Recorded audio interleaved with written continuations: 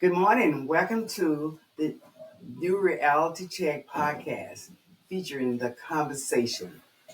And I'm so glad to have the guest that I have here with me today, which I start from my left, Ms. Zandra Washington. Hi. Andrew Rose. What's up? And a special icon, Carl Galvin. Yay. Each week we try to make sure that we have an icon to sit with us because we're talking about history, racism, and what's going on in the world today. And at the end of our podcast, we you would agree with us when we say what's wrong with black people? Absolutely nothing.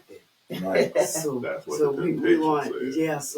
we just want to work on this thing and so that the everyday average community person can understand racism because racism is the cause of all of our downfalls, and we want to make sure that we can catch up because we may be down, but we're not out, and we have done a lot in this country. So I want to introduce again to you Carl Gammon and Thank have you. Carl to just tell a little bit about himself and we're just going to talk about this because we know that Carl right here in the state of Louisiana before we go around the world.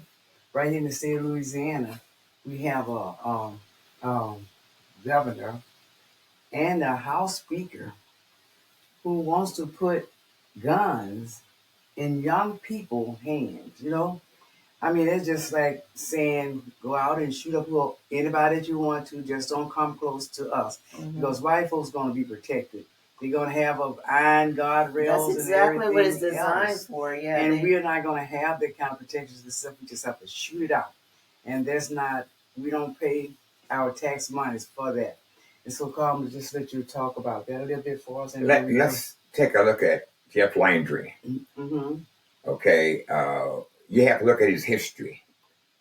I remember there was a killing in New Iberia where a young black man was arrested and put in the back of a police car with handcuffs behind his back. And he ended up getting killed, getting shot in the chest. Mm. And the family filed a complaint with Jeff Landry. He was the state attorney general. Okay. Also, you remember the Sterling case in Baton Rouge, Yes, yes. where this man had received permission from the owner of the store to sell his CDs. Right. And he wasn't bothering nobody. Two white cops showed up and threw him on the ground. He ended up being killed. Right. And Jeff Landry was state attorney general, did nothing. Right. And when he ran for governor, he had a different message for South Louisiana than he had for North Louisiana. He told the folks in Central and North Louisiana that if he get elected, he's going to bring back the firing squad, hanging, and the electric chair. Mm-hmm. I did a research on hanging in Louisiana, or the electric chair in Louisiana, are people who face the death penalty. Louisiana became a state in 1808. From 1808 to the present time, they have never had a white person to face the death penalty for killing a black person. Mm-hmm. So these laws are being made in Baton Rouge. They're making them specifically for black people and black and brown people. So we need to wake up and smell the coffee. Yeah, and Carl. Also, I remember the time when I didn't know how laws was made, and I didn't know anything about policies and how policies are made. Mm-hmm. And then I found out that we could perfect that. We could do something about the way the policies are made to do these things, and I always said that I would be a policy changer.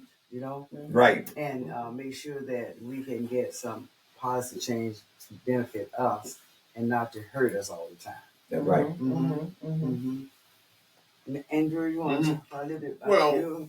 Look. But this is a conversation now. Right. It's a conversation. I believe, one of the things is we have, we got Bobby Jindal back. And those are the policies that, of course, he served under Bobby Jindal, who did absolutely nothing. And he's just following up on his tracks, to bring us back. And when I say us, I ain't talking about everybody. Let's be clear on that. The legislations that's out now, some which will be approved, which is to me scary. They're like Carl said, they're trying to separate us down here from what they do up there. Yeah. They're trying to put more penalties for juveniles, and they're trying to lock juveniles up for longer periods. Yeah. And my whole thing to that is, do we think, I think rehabilitation is something that we need to look at these kids instead of throwing them away.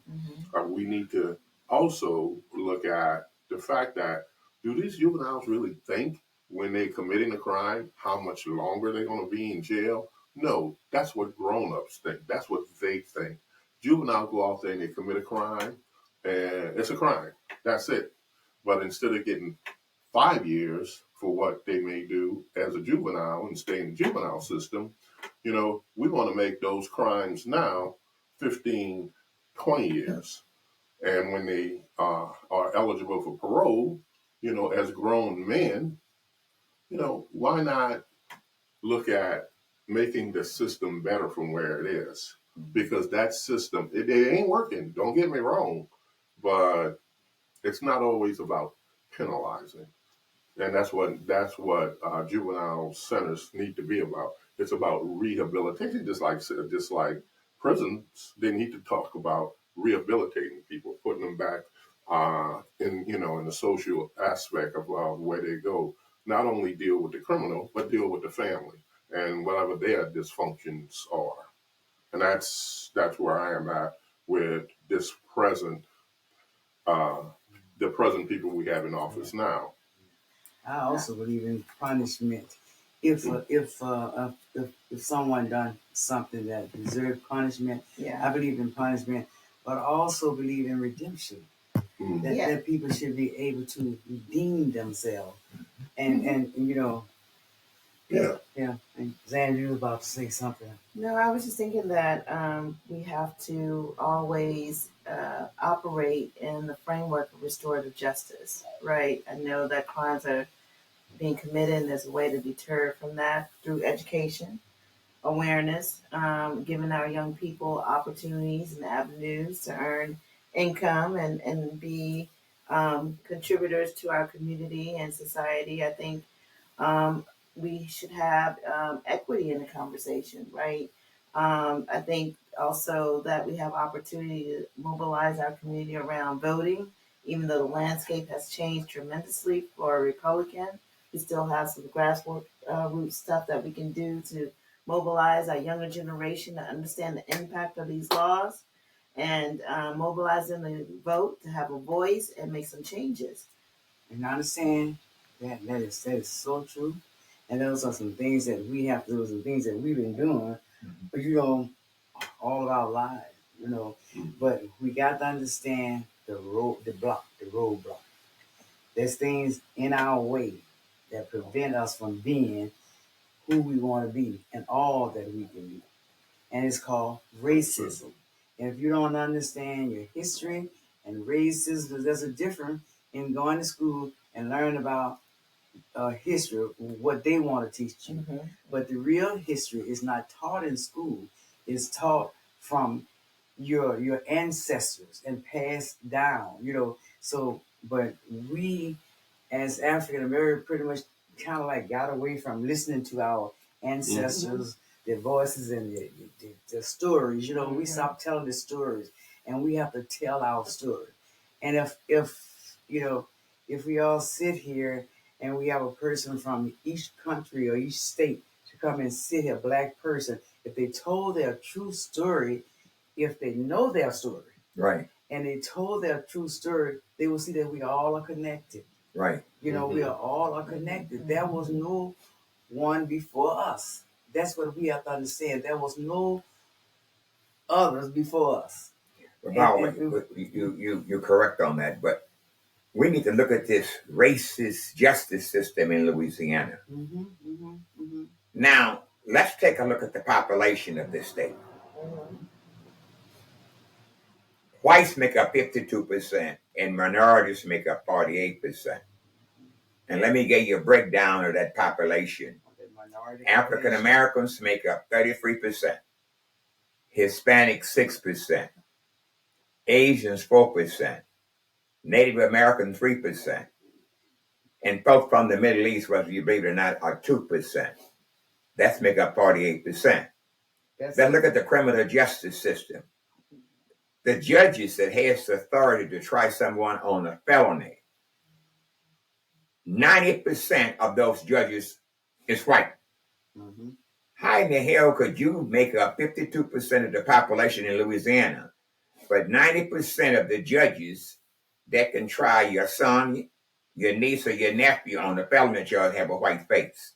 Mm-hmm. That's a serious disparity. The racist justice system in this state is the primary cause. We have the highest percentage of people in prison today than any state in America. We have the highest percentage. In 2016, as the list came out, they said it was 2 million people who couldn't vote because of felony conviction. Louisiana has the highest percentage. Right. There's something wrong with that number. Yes, it is. I think the Legislative Black Caucus should wake up and smell the coffee and begin to try to work with civil rights organizations like we did during the 60s and 70s. And that worked. Somehow they have developed a bad case of amnesia. They forgot how they got elected. They forgot. Right on, getting back to the grassroots. Mm-hmm. And, Yes. and look, I believe everything we're saying here because, this is not our first go around saying these things. We put it out there before and we continue. The numbers don't match, like Mr. Carl said. They don't match. Right. When people get offended, when we say, Louisiana puts more people in jail than anywhere else in the world. Thank you. But they do. That's and right. And the stats show Back it that. up. Mm-hmm. The stats show that. Mm-hmm. So, we're not going to sit up here, like Ms. Viola said, people need to know, our people need to know, everybody needs to know our story. Right. Not his story. Thank you. Because his story is not their story. Tell the truth. We are the original people. Yes. And Ms. Viola just said that. And we've been saying that as long as we've been talking to people with this conversation. His story is his story. And his story ain't right. It ain't right. Because now that more of our story is coming out, let's ban this. Let's ban that. We don't want our kids learning that. No, you don't want your kids to learn how brutal, how racist, the immoral things that you've done to our women. It's all of those things. I don't want my kid to know that. But it's not you, it's your ancestors. But you keep up with that. And Andrew, and each state, mass incarceration in each state is the same way. Louisiana is the leading state in mass incarceration. But wherever they have Black people and people of color, it's the same way. Yeah. And I hate when I hear folks say, "Oh, we don't have that kind of jailhouse system. Modern slavery all over again. We don't have this and we don't have that." But it's the same thing. You do have it, called by a different name. Thank you. But you do have it. And because you don't know who you are, you don't know where you're going. Just go to traffic court. I've been to traffic court on several occasions, and I'm kind of the person who asks questions. And my question is, they outnumber us at traffic court, 5, 8 to 1. And I say, well, where are white people? Don't they commit traffic violations? But that's a different system. But it still applies. If you look at it, that's the wrong system. That's the tale of two cities.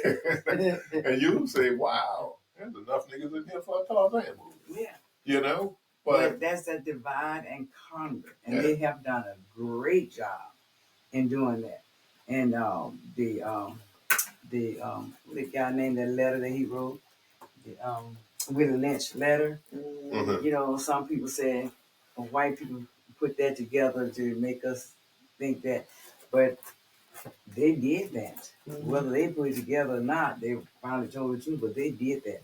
They all that separation, The law, the yes, redlining, they all did of that. all that. They did that, and They, you they know, were picnicking at that. They had you know, picnics. and then when you have a conversation with black people, they tell you, but all white folks are not racist.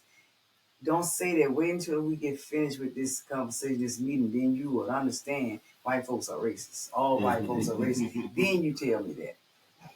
But just because they allow you to get a grant or tell you where you can catch more fishes or, you know, and just tell you little things that help you out a little bit, you think that they're not racist. That's the only reason they had to tell you, because if they wasn't racist, you would know yourself, you know? Let me just take a look at this. The best way to control people is keep them ignorant. I went to school right here in New Orleans, but no one had told me this. New Orleans, Louisiana was the slave capital of the Confederacy. Yes. They had banks in Louisiana that made loans for white folks to buy slaves. They accepted slaves as collateral. White people believed that they had a providential trust from God to own slaves. You have to have a devious, diabolical mind to believe that God gave you the right to own slaves. Right. And the church that sermon was preached at that led to the Civil War was the First Presbyterian Church right here in New Orleans, 5401 South Claiborne Avenue, right across Napoleon going towards Nashville. And that's copies of that sermon was reproduced and it was sent across the South. That led the South to succeed from the Union that started the Civil War. I did not know about this until I began to go to conferences in D.C. and other parts of the country. And you're not going to find it in the Louisiana history book about New Orleans was the slave capital of the Confederacy from 1808 to 1865. So miseducation is a very dangerous thing. That's how they control us, through miseducation. Yes. Good story. Yeah, we were talking about that, about our origins of our family when we talked about antebellum period and how the slave trade in New Orleans was massive. When you talk about, they had banks in this city. City Bank and Canal Bank. That bank was purchased by First NBC Bank. Then later on, it was bought out by Bank One. Then Chase Manhattan Bank bought out Bank One. Now that's accepting slaves as collateral. In other words, if you had 50 slaves and you went to the bank could make a loan to you on people that was considered as 3/5 of a human being. Right. I got 15 of them. You get the loan. And that's history. But that's serious. But that's history that it keeps from us. Yeah. Not only, but it keeps it from other people. Right. So they don't know that. See, right. That's why I said, Carl, about history. You know, that's his story. They ain't putting that out there. Right. They ain't putting that out there nowhere. Right. You know that they had what? Buy a Negro loan. You know? Yeah. Yeah. Yeah. So, and our first 12 or 24 presidents was slave owners? Thank you. Yeah. So yeah. There was no change in that. That's a fact. Yeah. I talk about Thomas Jefferson. He made baby with Sally Hennings. Sally Hennings. That's right. Did he pay child support or alimony? No. First. Molesting black women in the slave quarters. And want to be president of the United States of America. That's a hell of a history. Yes. He got Trump beat. But there's no hope for him. So Trump made a statement that referred to Africa as asshole countries. Yeah.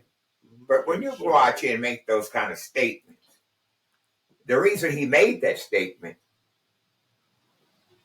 he tried to get countries in Africa to allow Russia to come in to rape the country of its natural resources. Yes. Yeah.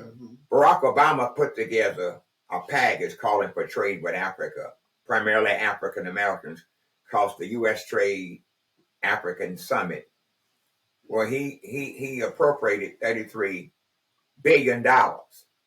He tried to use that $33 billion as leverage to force African nations to let Russia in to exploit the country. Then it didn't work. Then he told them asshole countries as well as Haiti. And he refused to recognize that agreement that was signed by President Obama, and he canceled that $33 billion.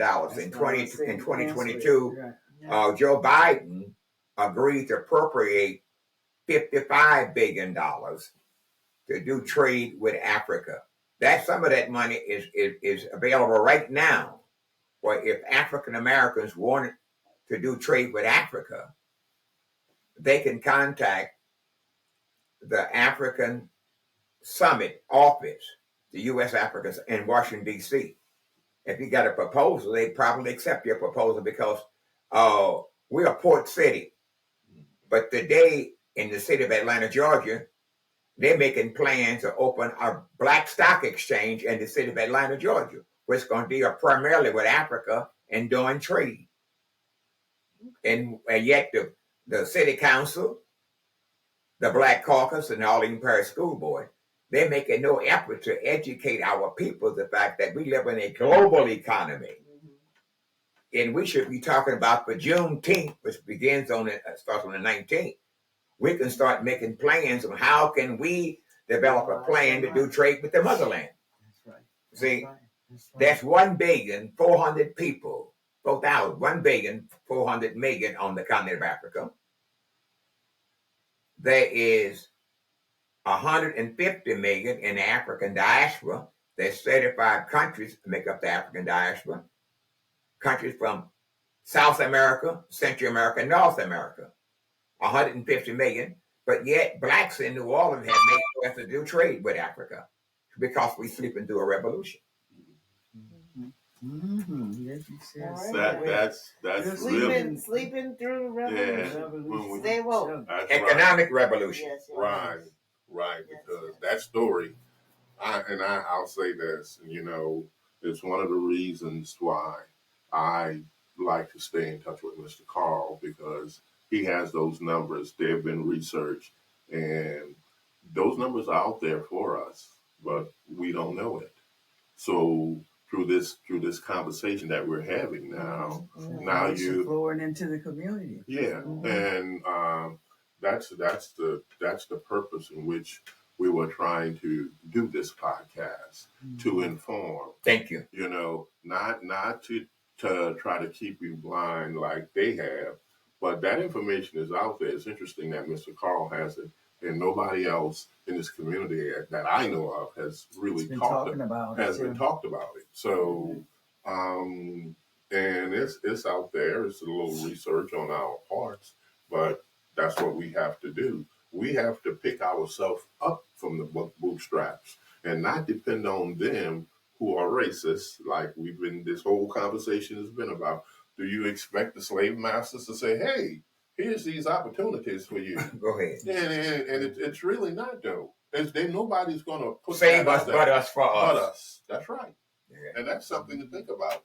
That's what your parents used to tell you when you was young. Nobody going to save us, but us for us. That's right. I wouldn't be surprised if we got blacked out for this. They say enemy about us, without us, is not for us. Thank you. See, One more time, we going back to the old time when old folks educate us, and we used to sit there and laugh, but you go back and analyze what they were saying. Right. It's true. It's like the Bible. Right. Okay.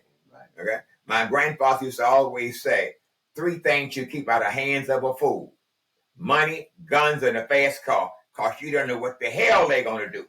Huh? And my grandfather, we used to laugh at my grandfather when he said that. And but it's true. Look at how these young black boys killing up each other over what? Nothing. Nothing. Over things. What'd you say about over things? over things. Over What kind of things. things? Things like Cars, foolishness. But it's shooting nothing. for your jewelry, It's your rings. I mean, just all kinds hijacking the cars. I mean, they're just doing all kinds of things. And it's and one reason I don't always blame our young folks for all the things that they do, even though, as I say, I believe in punishment. But sometimes punishment comes from reasons, Self-imposed kind of thing. you know, like kids don't see a way out, so they try to make themselves visible, by doing things and the way they walk, the way they wear clothes, and have a big gun on. They feel safe and strong and powerful, Well, you and take a look at the school system in Albany Parish. You was part of it. We fought to get an African-centered curriculum. They have canceled that in the Albany public school. right. Okay, that curriculum is centered around knowing your history, your culture, and heritage. Mm-hmm. And I learned in college, one without knowledge of self is like a tree without roots. Right. Mm-hmm. And that's the problem with our kids. When we were growing up, we got that education in our household. We got it from our auntie, we got it from our grandmother, and you had people in your neighborhood will whoop your backside if you did something wrong. Mm-hmm. That's the extension of the African culture. But you don't have that today. Right. Because The only thing we teach now with black kids today is how to bug jump. right. Huh? right. Mm-hmm. But that's the problem, is they don't have that extended family today, which we had. And then young folks don't believe in history, and I know education for us about ourselves was after slavery. We was taught that there was slavery. Everybody can say there was slavery, that we lived in slavery. There was a slavery time, but I didn't live in slavery. My grandparent lived in slavery.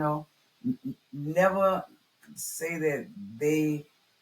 I mean, your ancestors lived in slavery, so that's a continuation of you.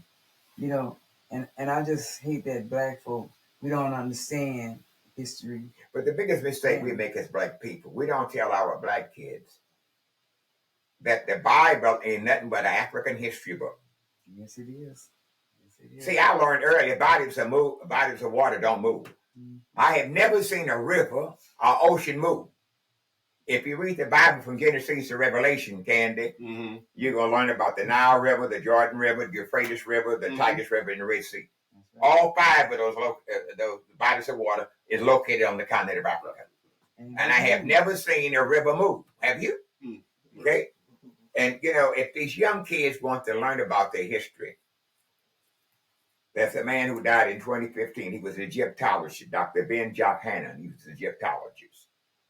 John Henry Clark, E. Franklin Frazier. Mm-hmm. See, we have a tendency to read too many different books. Right. But these folks, Ben Johannan was born in East Africa. John Henry Clark been to Africa numerous times. And E. Franklin Frazier. They are the two best living authorities on the continent of Africa. They've been there. They've seen the Nile River, the Euphrates River, okay? Mm-hmm. The Red Sea. Mm-hmm. Read books about people who've been to the place they're writing about. Mm-hmm. And most of these books these kids reading about as it relates to Africa, most of them have never even had a passport, a visa. Find out, if you pick up a book, you find out whether this person been to Africa. If they've never been, put that book down. Go and find a book, somebody who been there and witnessed and actually seen the history, the pyramids in Egypt. That's right. That's what we need to do, is get a true education, not a miseducation. Right. Mm-hmm. Mm-hmm. Amen to that. And that, oh yeah, go ahead. No, I'm just saying that. You just said the lies our teachers taught us. Oh, yes. And our preachers. Oh, yes. Because they too need to go. Yes. Know their history. Okay. Mm-hmm. Okay. And y'all, time passed when we were having fun. Yes. And we got to do this more often, this more Viola. Yes. And We're have just more getting time. started. Yeah, just getting started real good. And it's time to go. But we're gonna come back and we're gonna do it again. Thank you. And Yes. and I thank all of you who have been tuning in with us, because in your comments and stuff that you make, we read them and we appreciate it. And we have like and we just got started and we have like almost 200 comments so far. All right. And as I say, if you want to know more about what we do and you want to participate, continue your comments. Or if you in the city or you coming to New Orleans, contact us and you can sit in on the front porch with us. Thank you. And have a conversation. And have a good conversation. And what's wrong with Black people? We're not training or teaching. We are learning together. That's why I bring in icons that could tell us stuff that we really know that is the truth. So we're not teaching. We're just trying to have a conversation with you so that you can feel comfortable about who you are. Because what's wrong with Black people? Absolutely nothing. Nothing, yeah. All right, bye. Bye. See everybody next time. We had an icon on last week. We had Ron Chisholm with us. That's great. And this week we had Carl Gallup. All right. But we have one every time we do a show because we got you. Go Go ahead, Ken. Okay.